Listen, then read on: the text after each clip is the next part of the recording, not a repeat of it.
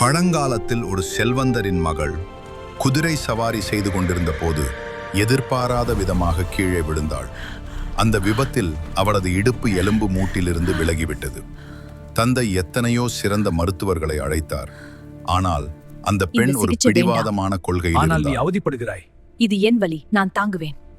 எந்த ஒரு அந்நிய ஆணும் மருத்துவர் என்றாலும் கூட தனது உடலை தொடக்கூடாது என்பதில் அவள் உறுதியாக இருந்தாள்.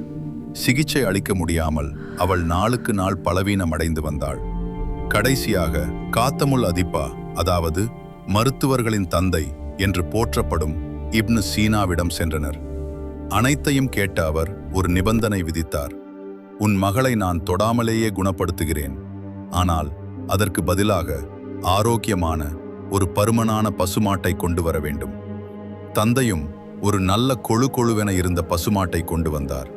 ஆனால் இப்னு சீனா செய்ததோ விசித்திரம். அந்த மாட்டிற்கு 2 நாட்களுக்கு ஒரு துளி தண்ணீரோ ஒரு புல்லோ கொடுக்கக்கூடாது என்று கட்டளையிட்டார். மாடு பசியால் மெலிந்து போனது. குறிப்பிட்ட நாளன்று அந்த பெண் அழைத்து வரப்பட்டாள். இப்னு சீனா அவளை அந்த மெலிந்த பசுமாட்டின் மீது அமர வைத்தார்.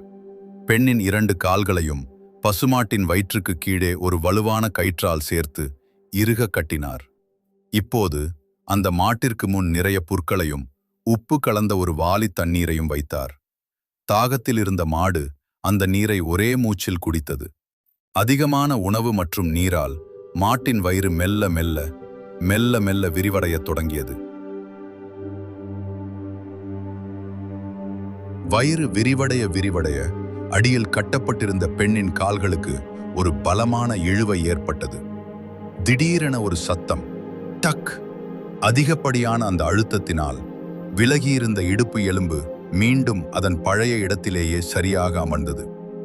தொட்டு சிகிச்சை அளிக்க முடியாத இடத்திலும் தனது அபாரமான அறிவு கூர்மையால் அந்த பெண்ணை குணப்படுத்தினார் இப்னு சீனா. இயற்கையோடு கலந்த அவரது இந்த சாதனை இன்றும் மருத்துவ உலகில் வியப்பாக பார்க்கப்படுகிறது.